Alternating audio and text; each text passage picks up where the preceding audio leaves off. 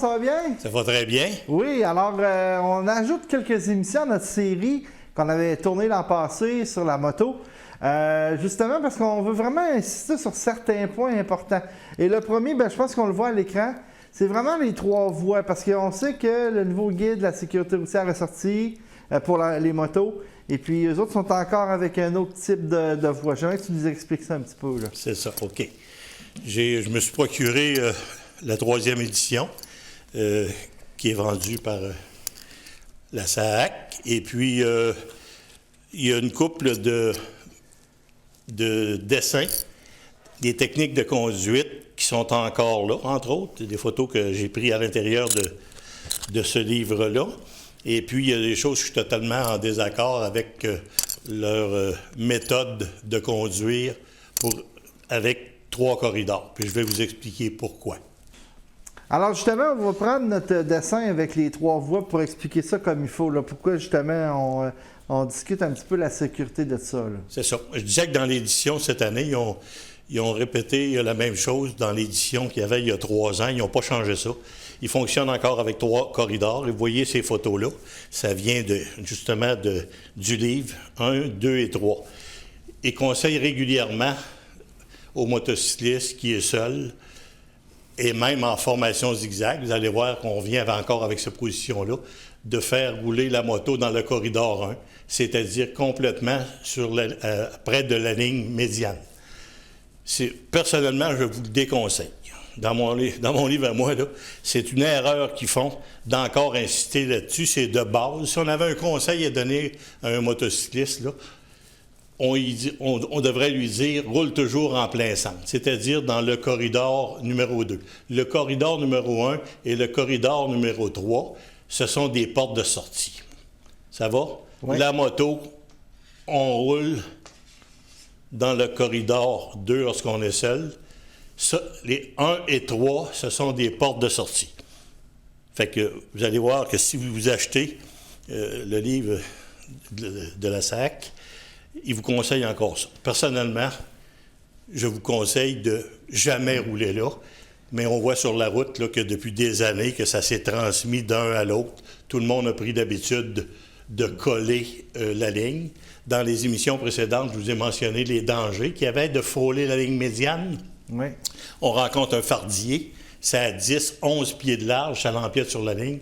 On a les automobilistes qui s'en viennent en sens contraire et puis qui contournent les cyclistes qui sont sur l'accotement. Ils font un énorme détour pour l'éviter. Par contre, ils viennent nous manger la voie numéro 1. Régulièrement, je n'en croise qu'ils vont se tasser de ce côté-ci de la ligne médiane, puis ils s'en viennent face à nous autres.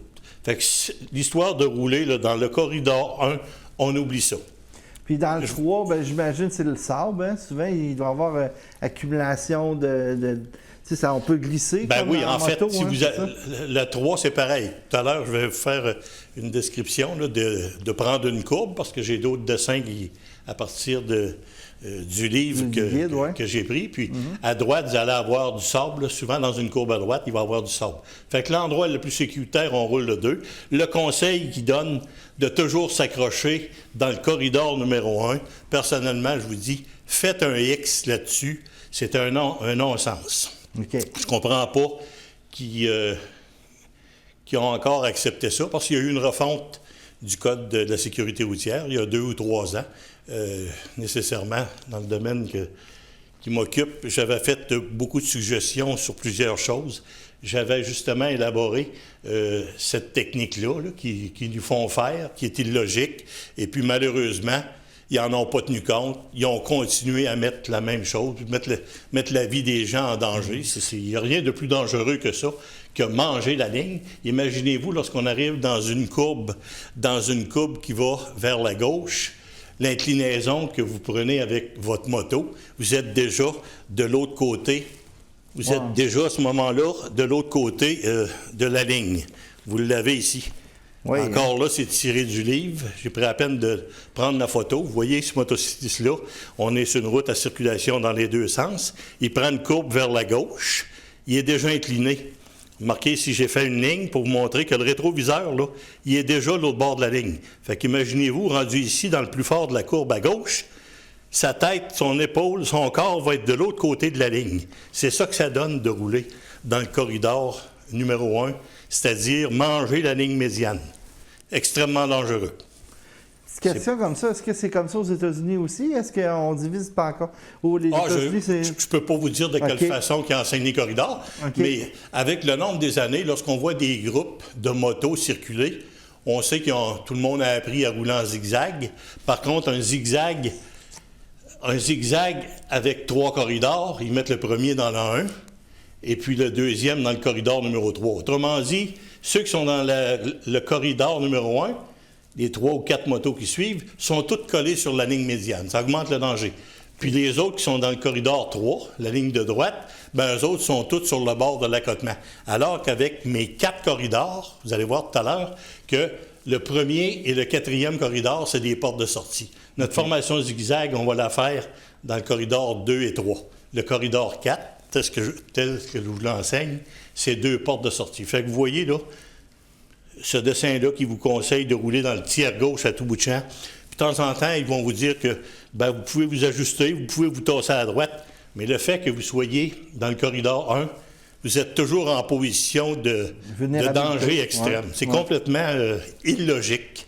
J'emploie un mot poli, là, je veux dire illogique, de conseiller ça. Fait que personnellement, je vous conseille de ne pas prendre cette méthode-là, même si malheureusement, elle est encore enseignée dans le guide de la moto, publié par la SAC. Parfait.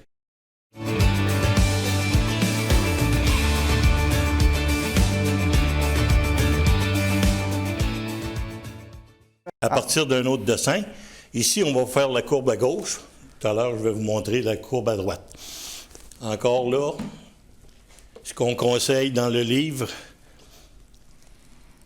je ne sais pas si vous voyez comme il faut ici, il prend la courbe à gauche, la ligne rouge que vous avez, là, vous voyez ici en bas, là, avant de prendre la courbe, ils ont déjà positionné la moto dans le corridor numéro 1.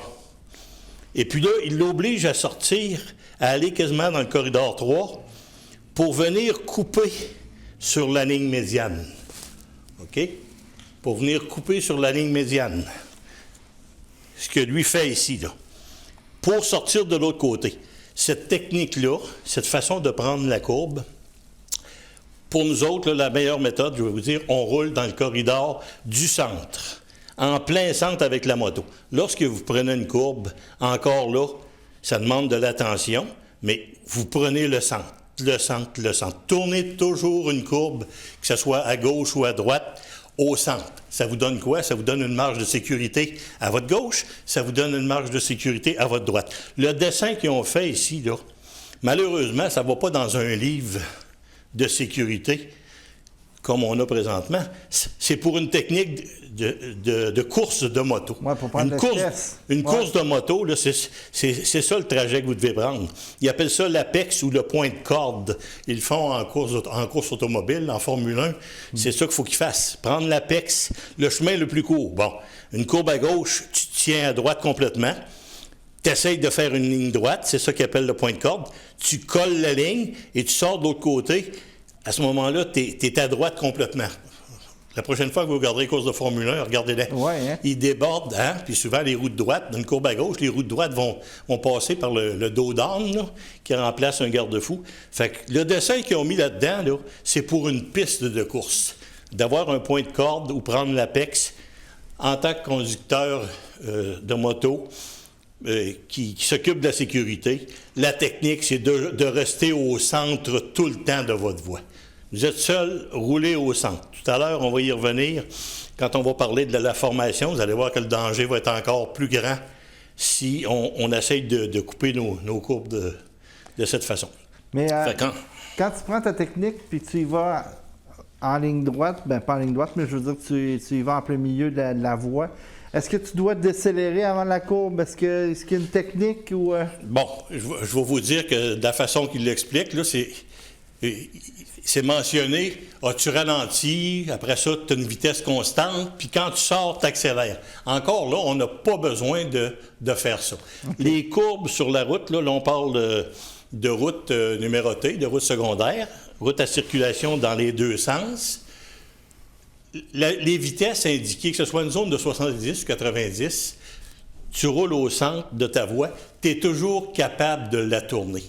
OK. Ça arrive des fois qu'avant une courbe, on voit un petit panneau jaune. Hein? Ouais, c'est un c'est panneau ça. conseil, là, c'est marqué 65. Tu es dans une zone de 90, ils vont te mettre 65. Si tu gardes ta position, là, peu importe la zone de vitesse, la courbe, elle se prend toujours bien. Ces petits panneaux-là qui conseillent de baisser ta vitesse, là, vous n'avez pas besoin de ça en moto. Dans une zone de 90, là, la route, elle se tourne à 90. Gardez une belle position. L'histoire de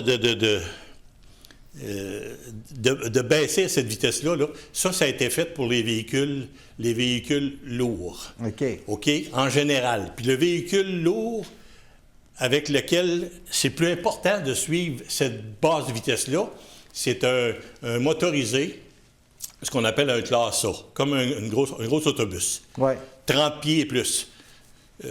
Les premières fois que j'ai conduit, un véhicule motorisé comme ça, parce que j'en ai eu un pendant une dizaine d'années, j'ai compris pourquoi il écrivait 65 dans une courbe. J'aurais pas pensé qu'à un moment donné, à 65, là, c'était épeurant. Ça roulait un peu trop vite. Ouais, hein? Ben, c'est fait pour ça. C'est un véhicule qui est pesant, qui a tendance à s'écraser par la force centrifuge. Et puis, la suspension, c'est tout de même assez mou sur ces véhicules-là. Lorsque c'est mentionné 65, puis vous êtes avec un gros motorisé, vous avez intérêt à respecter. Vous allez l'apprendre vite. Ouais. Parce que si par hasard, vous restez à 90, là, dans une courbe qui est prononcée un peu comme ça, puis vous avez écrit 65, là, probablement que c'est la seule fois. Si vous ne prenez pas le fossé avec ça, vous allez assez vous en souvenir. Vous allez ralentir. Mais pour ce qui est d'un automobile ou une moto, vous êtes capable de la prendre à cette vitesse-là. C'est certain que s'il pleut, bon, lorsque c'est mouillé, on va ralentir. Des courbes, lorsqu'il pleut, on fait attention, l'aquaplanage, toutes ces choses-là, on fait attention. Mais pour en revenir à ce dessin-là, malheureusement, on retrouve la même chose. Regardez, ça, c'est la courbe à gauche. Ici, vous avez celui-là avec la courbe à droite. On fait le contraire. Ils l'ont fait de la même façon. Mais encore là, ils ont été chercher le bord de l'accotement. Puis lorsque ça tourne à droite, ça arrive qu'il y a du sable. Encore là, c'est une technique de course, là, parce qu'il y a un point de corde, ce qu'on appelle aussi l'apex. On reste au centre. Une courbe à gauche, une courbe à droite, vous êtes en moto. Concentrez-vous sur le centre de votre voie. Gardez-vous en gros, là, avec une grosse moto. Ça donne un 3 pieds, 1 mètre à gauche, un autre mètre à droite. Vous êtes en plein centre. Ce sera toujours l'endroit le plus sécuritaire. De toute façon, peu importe la vitesse qu'on prend, il faut toujours se méfier des courbes. On ne sait jamais qu'est-ce qui peut arriver comme... c'est ça, hein? Il n'y a pas longtemps, là, parce que nécessairement, on commence la saison, puis il y a quelqu'un qui s'est cassé le cou, là, parce qu'on a... Malheureusement, ça arrive souvent dans le comté de Portneuf qu'on est un des premiers accidents mortels, là, parce que je le remarque depuis plusieurs années. C'est pas toujours des gens du comté. Souvent, c'est des motocyclistes qui vont venir de l'extérieur. Et puis, on a déjà un là, il a manqué une courbe, là, il y a une quinzaine de jours. Bon. Il n'y avait pas d'expérience, parce que j'en ai su un petit peu sur l'accident. Pas d'expérience, pas de permis. La moto d'un autre, et puis la première courbe... ça peut être une roche, parce que quelqu'un qui est habitué, il en passe tout l'été à cet endroit-là des motos. Puis c'était sec, il n'y avait rien de particulier pour te faire prendre notre lot, comme on dit. Fait l'air, la chaussée est sèche, et puis il a fini dans le décor, là, c'est sûr, parce qu'il n'y avait pas la compétence pour conduire une moto, mais ça demande énormément d'attention. Il ne faut pas oublier que les conseils de sécurité que je vous donne, là, il y a quelqu'un, quelque part, me semble, qui avait dit quelque chose qui ressemblait à ça. Là. Il y a des petites phrases, des fois, je retiens plus longtemps. Il ne faut pas oublier que les règles de sécurité, là, ça s'écrit avec du sang. Oui. Okay? Elle n'est pas dure à comprendre. Regardez, la CSST, là, ils en ont des règles, eux autres. Il y a toujours une enquête quand quelqu'un se blesse à la construction, là. Mais c'est écrit avec du sang. Il y a quelqu'un qui vient de se tuer ou de se blesser gravement. C'est la même chose pour la moto. Les règles de sécurité, que je vous dis, là, ils ont été écrites avec du sang. Ils viennent parce qu'il y a quelqu'un que ça y est arrivé. Malheureusement, on a eu beaucoup d'accidents comme ça. Puis moi, quand il y en a une dans un secteur donné, bien, je fais beaucoup de motos, je me promène. J'ai tendance à aller voir où c'est arrivé, puis essayer de comprendre pourquoi. Puis vous voyez, c'est moyen de donner un truc ou un conseil pour améliorer ces choses-là. Pour en revenir à mon histoire de corridor numéro 1 qui mange la ligne, là. J'en ai déjà parlé dans une émission précédente. Et puis, bon, il y a quelqu'un que je connaissais, là, il était en groupe, puis les deux assis sur la même moto, une courbe à gauche, ils se sont fait tuer. Il y a quelques années à peine de ça, d'un club dont j'avais déjà fait partie. Fait que n'oubliez pas ça. Ça ne me tente pas d'écrire des conseils Ouais, avec on veut du garder sang. nos auditeurs. Mais c'est ça, c'est ça. Ça en plaît, ça.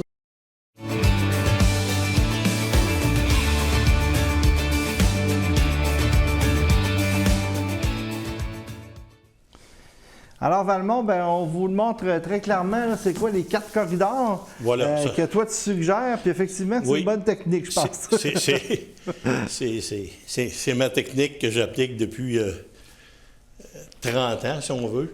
Et puis, elle a fait ses preuves. Puis je pense que ceux qui vont nous regarder, là, vous allez voir que c'est logique. C'est de la physique. C'est logique. La ligne pointillée, il y a une route qui s'en vient en sens contraire. Corridor 1, 2, 3 et 4. Je vous ai dit que le corridor 1 et le corridor 4, je parle toujours des pneus. Hein? Je ne parle pas nécessairement vous allez me dire, des fois la moto est plus large, elle est grosse, Ouais. là, elle peut aller ailleurs. Moi, je parle de la position des pneus. C'est toujours au centre de votre petit corridor. Le 1 et le 4, ce sont des portes de sortie. Normalement, vous n'allez pas là. Vous allez y aller si vous êtes mal pris, s'il y a un obstacle, s'il y a un contre-braquage à faire vers la gauche, vous allez passer dans le 1. Un contre-braquage par la droite, vous allez passer dans le 4. Mais en gros, on roule dans le 2 et 3. Si vous êtes seul, vous roulez au centre de votre voie. Ce ne sera même pas le 2 ni le 3, ça va être sur la ligne, en plein centre. 2,5. C'est ça. Elle est facile à identifier, elle est facile à voir. Un 3 pieds chaque bord, la moto au centre, dans la courbe, toujours au centre, toujours au centre. Là, ici, on a une formation. On se rappelle que dans les autres cours que j'expliquais, on n'y va pas plus qu'avec 5 motos. Ça correspond au véhicule le plus long sur la route, c'est-à-dire un gros camion. Ouais. OK? C'est important qu'on ait une formation qui soit identifiable. Une gang de motos, c'est pas identifiable. Un groupe de 5, il y a moyen d'identifier. Vous voyez la position? Corridor 2 et 3. 1, 2, 3, 4 et 5. On suit à peu près à 2 secondes. Et la sécurité, dans votre formation, vous êtes le premier à l'avant. Bon, vous allez avoir loin parce qu'on suit un véhicule qui est loin. Il y a une bonne distance ici entre les deux. Normalement, on va dire 2 secondes, mais une formation, dans le fond, c'est plus près que ça. À 2 secondes, ça ferait passablement grand. Lorsque votre formation est grande, entre vous autres, ça va être un petit peu plus prudent, mais ça va emmener d'autres dangers. À ce moment-là, c'est mieux de la compresser un petit peu.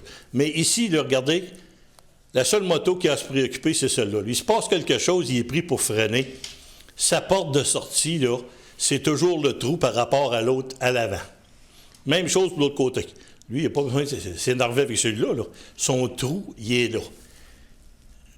Ça, c'est bon pour les motos. Tout à l'heure, un peu plus loin, je vais vous parler des spiders qui ont tendance à vouloir faire la même chose. Vous allez voir que c'est plus dangereux parce que le véhicule est déjà trop large. Mais on va élaborer là-dessus un petit peu plus tard. On comprend notre formation moto, 5 motos, puis repasser les autres émissions. Et puis, vous allez voir que, bon, je crois que je l'avais bien détaillé à ce moment-là. Mais l'histoire, je voulais surtout vous parler des 3 fameux corridors, là. Ouais. Ça m'a bien dérangé lorsque, il n'y a pas longtemps, j'ai racheté le livre pour voir s'il avait fait des changements. Puis on s'entête encore à marcher à 3 corridors. Puis surtout, inciter le motocycliste à l'avant de marcher collé sur la ligne médiane, là. Celle-là, là, j'en ai à la chair de poule, ça n'a pas de bon sens. J'ai pas fini de le rencontrer cet été. Toutes les fois que je vais les rencontrer, je vais me dire, ben là, hein, c'est ça qu'ils leur disent de faire. Là, Valmont, j'aimerais qu'on fasse un rappel à nos auditeurs qui l'ont peut-être vu dans la série, mais quand on est un automobiliste, on voit une formation comme ça, normalement, c'est sur l'autoroute, exemple, ou sur une route, on les dépasse pour vraiment se respecter comme si on était c'est comme si les motos étaient un véhicule à part entière. Alors, on ne colle pas la ligne, on ne va pas dans voie 1. On s'en va vraiment de l'autre côté pour les dépasser. C'est ça. On garde notre place. Et puis, bon, un conseil aux automobilistes, vous vous retrouvez en arrière d'un groupe de motos sur une route à circulation dans les deux sens, où on peut effectuer un dépassement. Parce que pour moi, un dépassement, là, c'est uniquement dans ce temps-là. C'est sur une route à circulation dans les deux sens.